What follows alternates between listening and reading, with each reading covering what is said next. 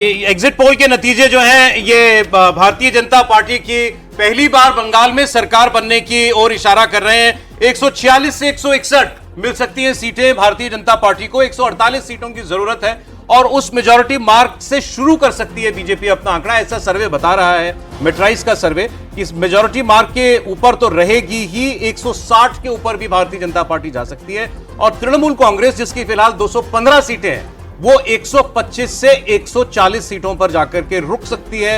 ये जो ज्यादा बातें हम सुन रहे थे, जो लोग ये कह रहे थे कि ममता बनर्जी को नीचे ला पाना इस कितना मुमकिन होगा, वो ये रिवर्स फिगर बताते हैं ज्यादा लोग कि बीजेपी ऊपर जाएगी तो जाते जाते कितना 130 125 30 तक रुक जाएगी, उसके ऊपर नहीं जा पाएगी।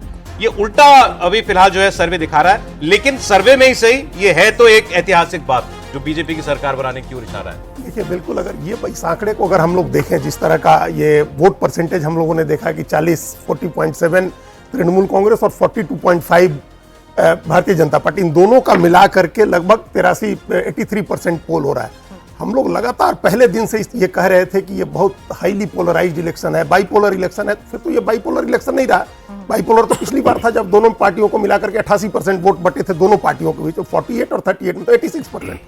इस बार बाइपोलर नहीं हुआ। एक तो ये फीचर है इस आंकड़े का कि 17% से ज्यादा 18% के करीब वोट ये माना जा रहा है कि अन्य के खाते में जा रहा है, जो पिछली बार सिर्फ 14% था। तो एक तो बाइपोलर नहीं हुआ। अगर तीसरे प्लेयर या चौथे प्लेयर, जिसमें इस बार कांग्रेस भी लड़ी है 284 सीटों पर, लेफ्ट भी लड़ा है, तो इनके ज्यादा कैंडिडेट हैं, इन्होंने वोट अगर काटे हैं, तो एक वो फैक्टर हम लोगों को कंसीडर करना होगा। और अभी आज जिस इलाके में पोल हुआ है, इस इलाके में इन 142 सीटों में 54 सीटें ऐसी हैं जिन सीटों पर पिछली बार का लेफ्ट और कांग्रेस का वोट मिला करके विनिंग मार्जिन से ज्यादा है। हाँ, बिल्कुल। तो वैसी सीटों पर ये इलाका लेफ्ट का बड़ा मजबूत गढ़ रहा है, क्योंकि अर्बन एरिया है, सेमी अर्बन एरिया है, इंडस्ट्रियल एरिया है, और लेफ्ट ने ट्रेड यूनियंस वगैरह के जरिए यहाँ बड़ी पॉलिटिक्स पहले से की हुई थी।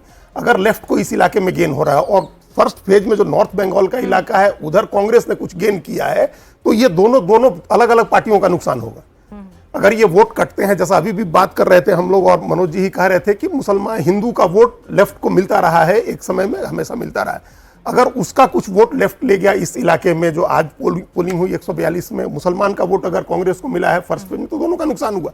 तो बाइपोलर इलेक्शन अगर नहीं हुआ है और ये फिगर है आंकड़ों के, तो फिर ये चीजें बहुत फ्लूइड हैं, ये बदल भी सकती हैं ये चीजें, क्योंकि हम ये इस तरह से जो 17% अगर कह रहे हैं कि 18% अन्य को गया है, तो वो एक थोड़ा मानने में हमको थोड़ी अभी भी परेशानी हो रही है। कम होगा उल्टा, बल्कि उनका कम होगा, और हो सकता है कि फिर बीजेपी और तृणमूल के वोट में थोड़ी ज्यादा बढ़ोतरी हो जाए। और एक बात हम इसको कंक्लूड कर दें सौरभ जी, एक बात, अगर जिस तरह से अगर ये आंकड़ा रहता है कि 40.7 तृणमूल कांग्रेस, तो फिर इतनी सीटें नहीं आएंगी तृणमूल कांग्रेस को। फिर 100 सीट पहुंचना तृणमूल कांग्रेस के लिए मुश्किल होगा अगर ये फिगर रहता है। लेकिन तृणमूल कांग्रेस का तो खाता ही जो है वो कहते हैं कि 80 से तो नंबर इशू होता है, मुस्लिम सीटों में भी मतलब सेंधमारी लग गई। भाई जो सीटें हैं जहां 67% 66% मुस्लिम वोट है, वहां तो 95% मुसलमान का वोट गया है तृणमूल कांग्रेस को। मैं ये चीज समझना चाह रहा हूं सर, ये साउथ बंगाल में 80 से 90 सीटें साउथ बंगाल में मेट्राइज सर्वे दे रहा है, जहां पिछली बार 18 सीटें थी भारतीय जनता पार्टी की। अगर ये है तो फिर तो कॉन्टेस्ट ही नहीं होना चाहिए, मतलब फिर तो वन साइडेड कॉन्टेस्ट जीतना चाहिए। मैं आपको एक बार बता देती हूँ